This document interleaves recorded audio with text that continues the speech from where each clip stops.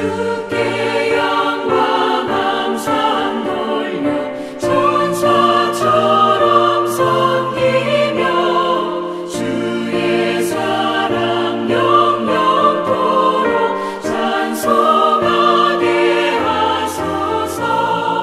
우리들이 거듭나서 의미 없게 하시고 주의 크신 구원받아 온전하게 하소서.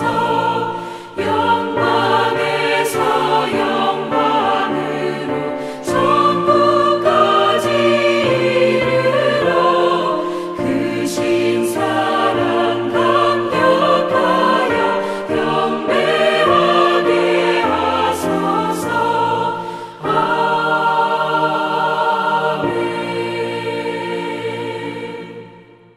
오늘 새벽 우리에게 주시는 하나님의 말씀은 누가복음 6장 1절에서 11절까지 말씀입니다. 안식일에 예수께서 밀밭 사이로 지나가실새 제자들이 이삭을 잘라 손으로 비비어 먹으니 어떤 바리새인들이 말하되 어찌하여 안식일에 하지 못할 일을 하느냐. 예수께서 대답하여 이르시되 다윗이 자기 및 자기와 함께한 자들이 시장할 때에 한 일을 잃지 못하였느냐. 그가 하나님의 전에 들어가서 다만 제사장 외에는 먹어서는 안 되는 진설병을 먹고 함께한 자들에게 주지 아니하였느냐. 또 이르시되 인자는 안식일의 주인이라 하시더라. 또 다른 안식일에 예수께서 회당에 들어가서 가르치실새 거기 오른손 마른 사람이 있는지라.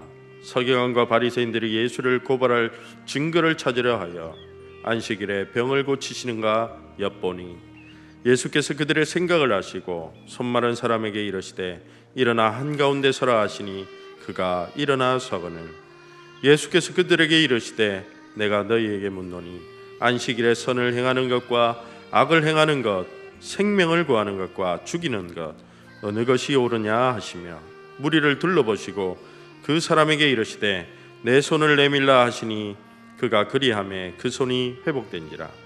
그들은 노기가 가득하여 예수를 어떻게 할까 하고 서로 의논하니라. 복음서에서 예수님은 공생의 사역을 시작하시고 그 난 후에 사람들과 원만하게 지내셨다기보다는 오늘날로 보면 당시 제사장들 그리고 신학자들 그리고 평신도 운동을 하는 그 신앙 운동을 하는 사람들과 계속해서 갈등하고 대립하며 논쟁을 하십니다. 왜 복음서는 이러한 갈등을 그 사건들을 비중 있게 큰 비중을 두고 다루는가 했을 때에 그 이유는 예수님의 죽음을 설명하기 위해서입니다. 메시아이신 예수님 왜 죽었는가? 또 그 누가 예수님을 죽였는가? 어떤 상황이 그 예수님을 죽음으로 몰고 갔는가? 그것을 역사적으로 증명하기 위해서입니다. 누가복음에서 처음 갈등이 일어나는 이야기는 누가복음 5장 17절 이하에 갈릴리의 그 지붕에 그 예수님 무리들과 함께 계셨을 때에 지붕의 기와를 벗겨내고 침상에 달아내린 중풍병자를 예수님이 고치신 사건부터 시작됩니다. 그 현장에는 예수님의 소문을 듣고 찾아온 바리새인들과 율법 교사들이 앉아 있었습니다. 그들이 충돌한 이유는 예수께서 그 중풍병자를 고치실 때에 죄 사함을 받으라는 그 말씀이 그들의 마음에 거슬렸던 것입니다. 왜냐하면 죄는 하나님만이 사하실 수 있다고 그들은 믿었기 때문입니다. 오늘 본문에서 앞서서 세간에 앉아 있는 레위를 예수님께서는 부르십니다.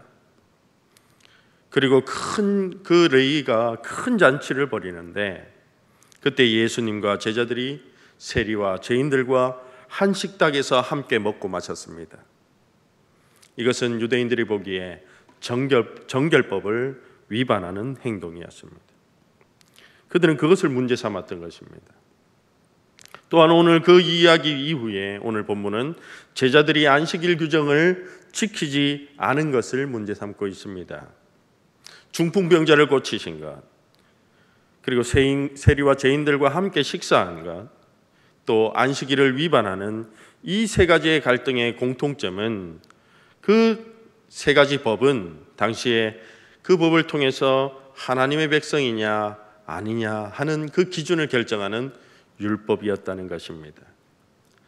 신구약 중간 시대에 또 신약 시대에는 그 하나님의 율법은 도덕적인 삶으로 그리고 윤리적인 삶을 잘 살 수 있도록 하는 기능보다는 유대인과 이방인을 구별하고 분리하는 하나님의 백성과 하나님의 백성이 아니냐 하는 것을 구별하는 그 정체성을 구별하는 기능으로 작용했습니다.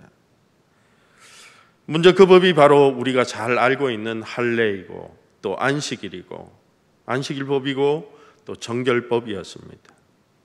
그 세 가지 법은 하나님의 백성과 이방인을 분리하고 구별하는 울타리로 그렇게 사용했던 것입니다. 이렇게 차별하고 그 동족들 간에 그 구별하는 그 법들이 예수님과 갈등을 일으켰던 것입니다.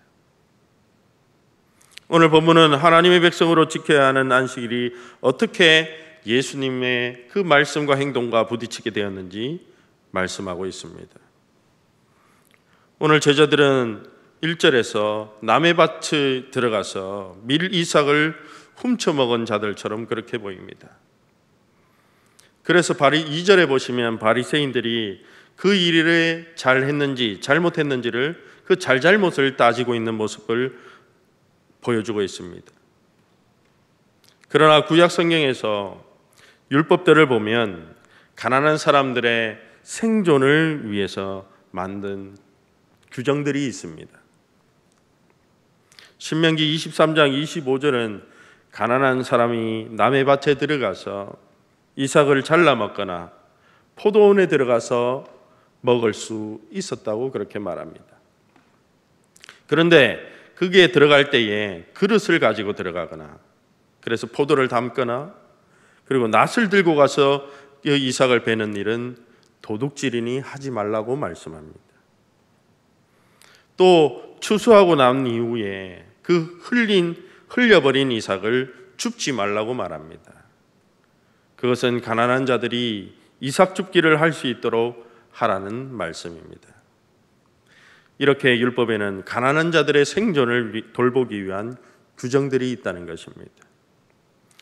바리새인들은 이 먹는 문제를 문제 삼은 것이 아니라 왜 안식일에 그 제자들이 일을 했느냐는 문제를 삼고 있습니다. 출애굽기 34장 21절에서는 추수 기간에도 안식일을 지키라는 그런 율법이 있습니다. 바리새인들은 지금 제자들이 이삭을 잘라서 손으로 비벼 먹는 행위가 추수한 행위라고 보고 있는 것입니다. 그렇다면 왜 이렇게까지 유대인들은 율법을 철저하게 지키려고 했는가 했을 때에 유대 지도자들은 그들이 지금 노마에 압제받는 이유가 하나님의 율법을 온전하게 지키지 않았기 때문에 우리가 율법을 잘 지키면 하나님께 구원을 받을 수 있다고 믿어서 열심을 냈던 것입니다. 유대인들은 율법을 철저하게 지킴으로 그리고 자신들의 의로움을 드러낼 수 있는 그 기득권을 지키려는 그 도구로도 율법을 사용하였습니다. 오늘 예수님은 안식일에 대해서 새로운 해석을 제시합니다. 3절과 4절에서 다윗과 그가 함께한 일행이 굶주렸을 때에 함께한 자들에게 한 일을 읽지 못했느냐 그렇게 묻습니다. 사무엘상 21장 1절에서 6절에 골리앗을 물리치고 난 이후에 사울의 핍박이 거세지자 그 도망치던 다윗과 그 다윗의 일행들이 굶주려서 그 제사장들이만 먹을 수 있는 그 빵을 먹었다는 그 이야기를 그 구약의 율법의 말씀을 읽지 못했느냐는 말입니다. 예수님은 지금 자신을 새로운 다윗으로 이해하고 있습니다.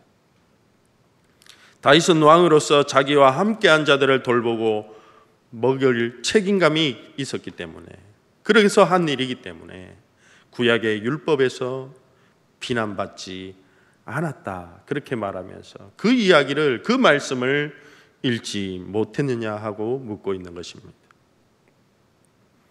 이 말씀은 예수님이 제자들과 함께 하나님 나라를 선포하고 그 일을 확정하기 위해 하시는 일, 그 길이 다윗이 한 역할만큼 지금 매우 중요한 일을 하고 있기 때문에 지금 제자들이 한 일은 문제가 되지 않는다는 말입니다. 예수님이 이어서 5절에서 인자는 안식일의 주인이라고 말씀합니다. 이 말은 예수님은 율법을 넘어서는 권위가 있다는 말입니다. 예수님은 계명에 대한 해석권을 가지고 있다는 말입니다. 예수님은 안식일보다 더 크신 분이며 율법을 만드신 분이라고 말씀합니다. 안식일을 지키라는 율법의 말씀은 출애굽기 20장과 신명기 5장의 10계명에 기록되어 있습니다. 신명기 5장 14절은 안식일을 지키라 하시고 안식일의 범위를 알려주시는데 이렇게 말씀하십니다.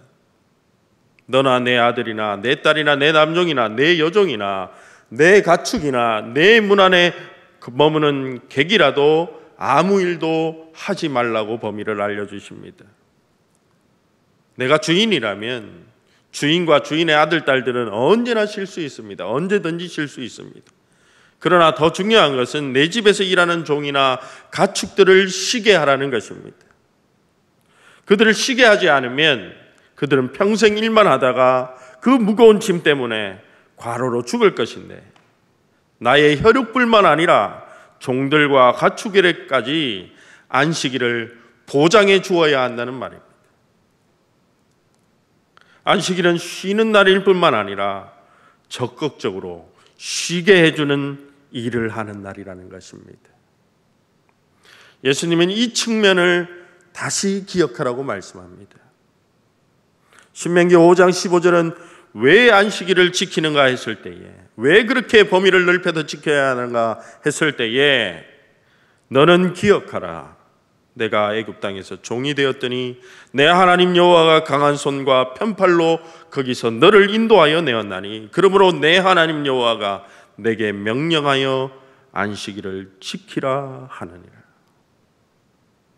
안식일에 모두가 쉬어야 하는 이유는 내가 너희를 이집트 땅에서 종살이에서 해방시켰다는 사실을 기억하고 너도 너의 종과 가축들을 그 일로부터 쉬게 하라는 말입니다.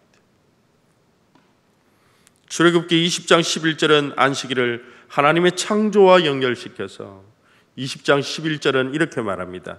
여섯 동안 나 여호와가 하늘과 땅과 바다와 그 가운데 모든 것을 만들고 일곱째 날에 쉬었습니다. 그러므로 나 여호와가 안식일을 복되게 하여 그날을 거룩하게 하였다 말씀합니다. 신명기의 안식일의 근거는 출애굽 사건입니다. 출애굽기의 안식일의 근거는 하나님의 창조입니다.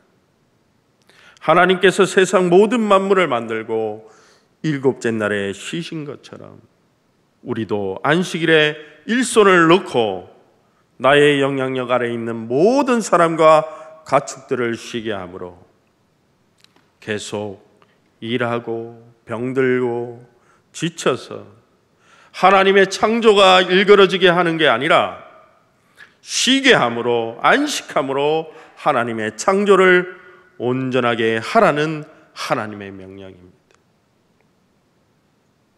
그러므로 안식일은 일 안 하고 쉬는 것이 아니라 하나님이 창조하신 생명을 온전한 형태로 보존하는 일이 안식일의 본래 의미입니다. 하나님이 창조하신 피조세계가 과로로 쓰러져서 죄의 무거운 짐 아래에서 일하다 쓰러져서 신음하지 않도록 하나님의 창조에 온전하도록 회복시키는 날이 안식일입니다.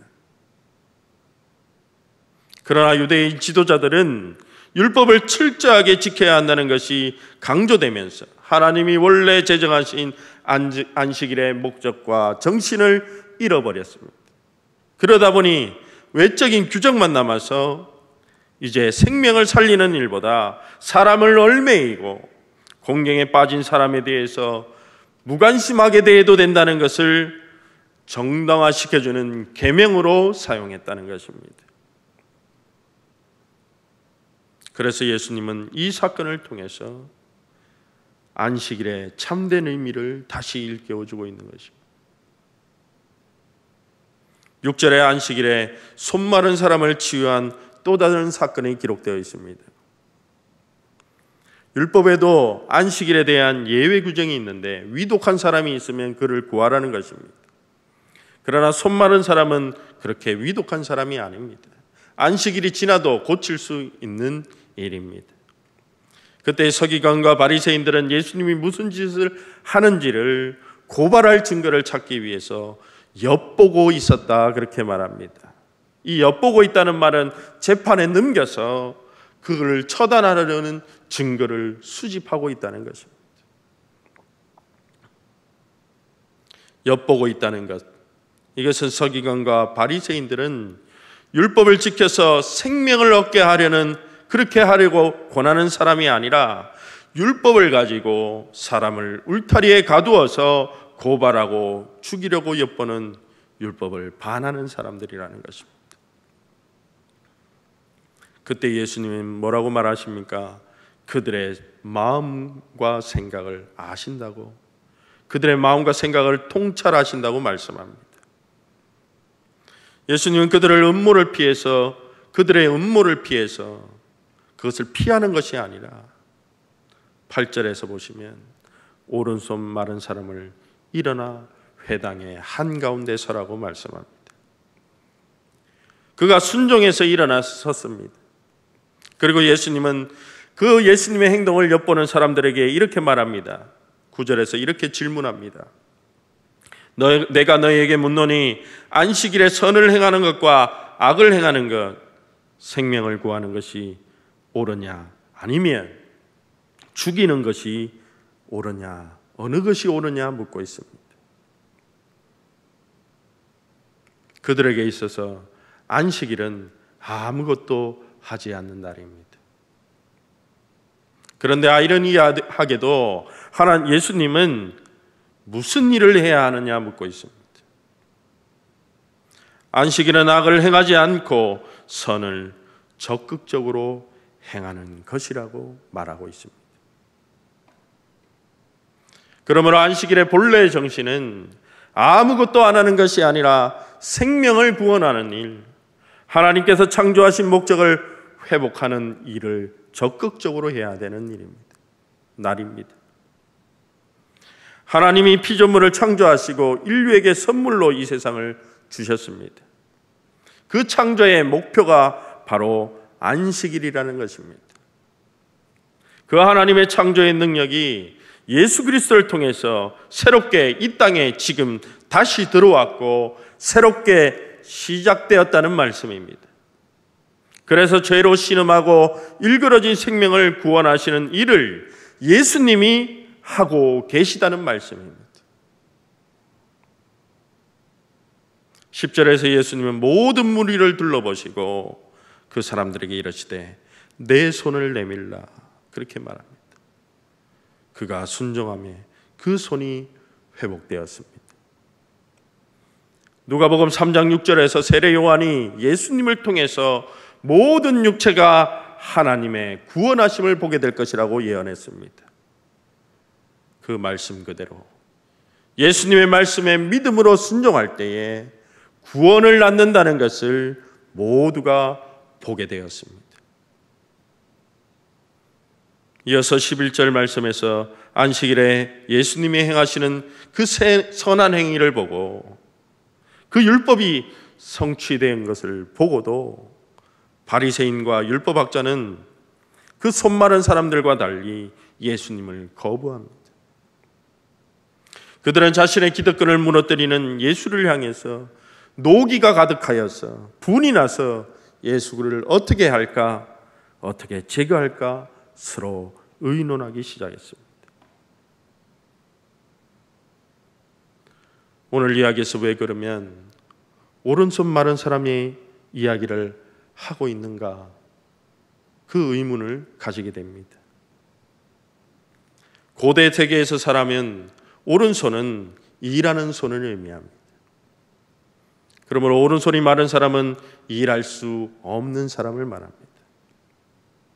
이것은 역설적이게도 지금 서기관과 바리새인들은 그 자신들은 하나님의 율법을 잘 행한다고 하지만 아무것도 하지 않는 손 마른 채 있는 사람이라는 것을 말합니다.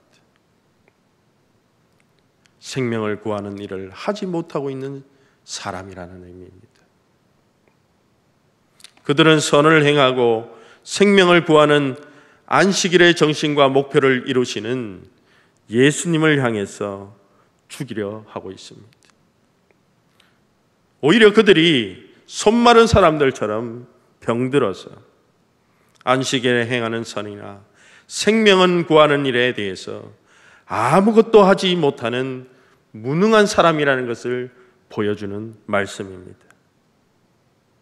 그러므로 유대 지도자들은 예수님과 대조되면서 하나님께서 이 땅에서 행하시는 그 생명을 살리는 일에 대해서 아무런 자격이 없다는 것을 보여주고 있습니다. 그래서 이 말씀 이후에 예수님은 12 제자를 세우십니다.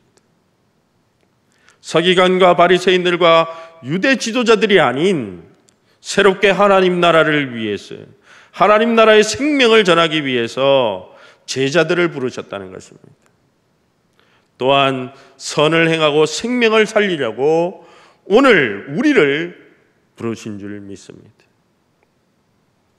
누가복음 5장에서 사람을 취하라, 사람을 살리려고 베드로를 부르셨듯이 이 세상에서 창조 질서가 무너지고 그 세상을 회복하시기 위해서 12 사도를 부르시고 오늘 우리 교회를 부르신 줄 믿습니다. 예수님이 안식일에 보여주신 2번의 사건을 통해서 우리는 예수님이 누구시고 그분이 하시고자 하는 일이 무엇인가를 알게 됩니다. 예수님은 내일을 부르실 때에 예수님은 건강한 자에게 의사가 쓸데없고 병든 자에게가 쓸 때가 있나니 내가 의인을 부르러 온 것이 아니요 죄인을 불러 회개시키려 왔다 말씀하십니다. 예수님은 병든 자를 고치러 오셨습니다. 하나님은 우리가 돌아오시기를 기다리는 분이 아니라 먼저 우리를 찾아오셨습니다. 하나님의 우리를 구원하시려고 죄를 사하시고 그 구원하시기 위해서 먼저 우리를 찾아오셨다는 것입니다. 그 하나님의 은혜를 서기관과 바리새인들은 이해하지 못했습니다. 율법을 문자적으로 철저하게 지키기만 하면 로마로부터 구원받을 수 있다고 생각하고 우리를 구원하시기 위해 찾아오신 예수님까지 고발하는 무지함을 보여주고 있습니다.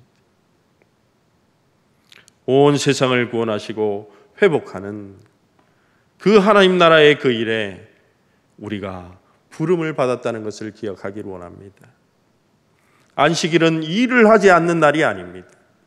안식일은 선을 행하는 것과 생명을 구하는 그 일에 관심을 두고 적극적으로 행하는 날입니다. 그것이 율법이 말하는 참으로 옳다함을 얻을 수 있는 의로운 일인 줄 믿습니다.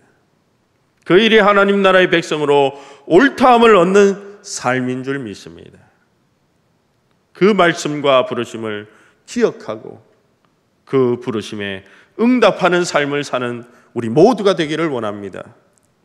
안식일이 중심이 되는 것이 아니라 안식일의 주인 되시는 예수님이 어떠한 삶을 사셨는가 그 삶을 따라 사는 것이 가장 복된 자의 삶인 줄 믿습니다.